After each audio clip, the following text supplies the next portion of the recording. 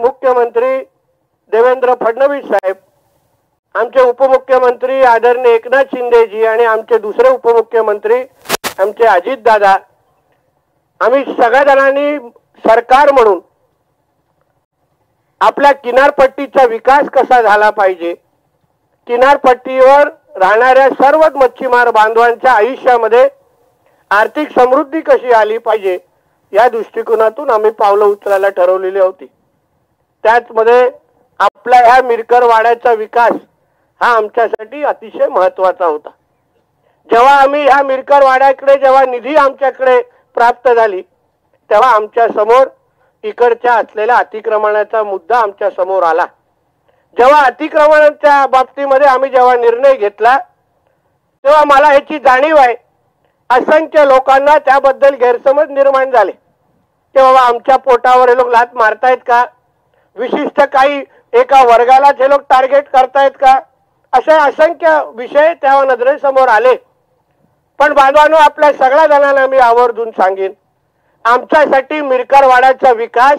हाच महत्त्वाचा असल्यामुळे आम्ही कडू असला तरी पण तो निर्णय आम्हाला घ्यायला लागला आणि त्याचमुळे आज हे परिसरामध्ये आपण आजूबाजूला हे जे वातावरण आपण पाहू शकतो,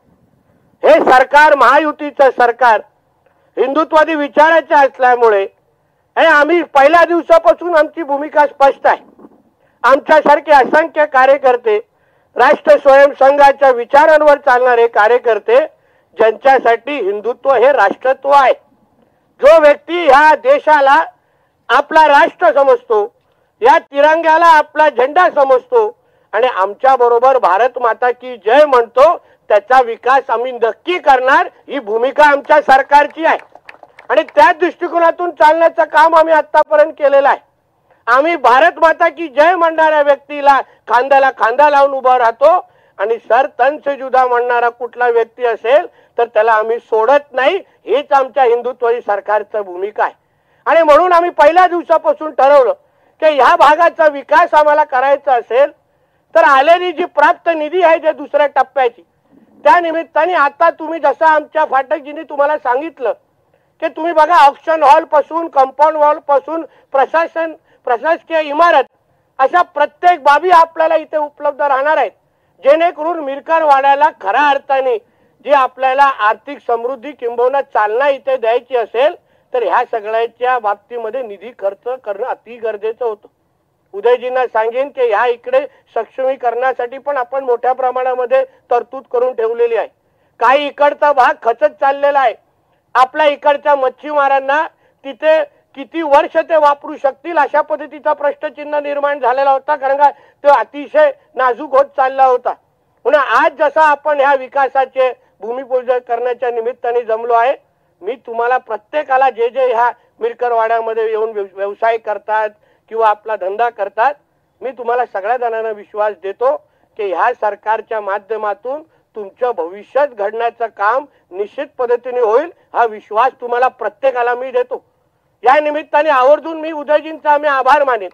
जेव्हा आम्ही अशा पद्धतीची कारवाई करायची ठरवली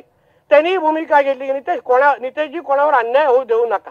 विकास निश्चित पद्धतीने करू पण अन्याय व्हायला होता कामा नये आणि म्हणून त्यांच्या बरोबर राहून त्यांचं सहकार्य घेऊन, पोलिसांच्या आमच्या सगळ्यांचं सहकार्य घेऊन आम्ही तेव्हा अतिशय शांत पद्धतीने आपण इथे ही जागा मोकळी करून घेतली आणि या पुढचा विकास जेव्हा आपण प्रत्येक जण आपल्या नजरेने पाहाल, आपल्याला विश्वास बसेल की आम्ही जे काय पाऊल उचललं होतं ते आपल्या सगळ्यांच्या हितासाठीच होतं, आपल्या सगळ्यांच्या भविष्य घडवण्यासाठीच होतं। आणि म्हणून जाता जाता एवढंच सांगेन, आमच्या पाठकजींनी उल्लेख केला की 18 महिन्याचं काम आम्ही 12 महिन्यांमध्ये करण्याचा प्रयत्न करू। पाठक साहेब, प्रयत्न हा शब्द आमच्या डिक्शनरीमध्ये नाही, 12 महिने म्हणजे 12 महिने, जेणेकरून आत्ताच गाडीतून उतरल्यात उदयजींनी सांगितलं नितेशजी दुसरा टप्पा ठीक आहे, तिसऱ्या टप्प्याचे पण पैसे तयार ठेवा। म्हणून एक लक्षात घ्यावा, पालकमंत्र्यांचं आपल्यावर लक्ष आहे, तुम्ही 12चे 13 महिने लावले तर उगाच माझे 13 वाजायची वेळ येईल, अशी काही वेळ करून घेऊ नका। आणि म्हणून विकास करायचा असेल तो वेळेत करू आणि क्वालिटीचा करू, एवढंच या निमित्ताने मी सांगतो। परत एकदा आपण जे मोठ्या संख्येने इथे जमलात, आपल्या सगळ्या जणांचा मनापासून आभार मानतो, इथेच थांबतो। जय हिंद, जय महाराष्ट्र।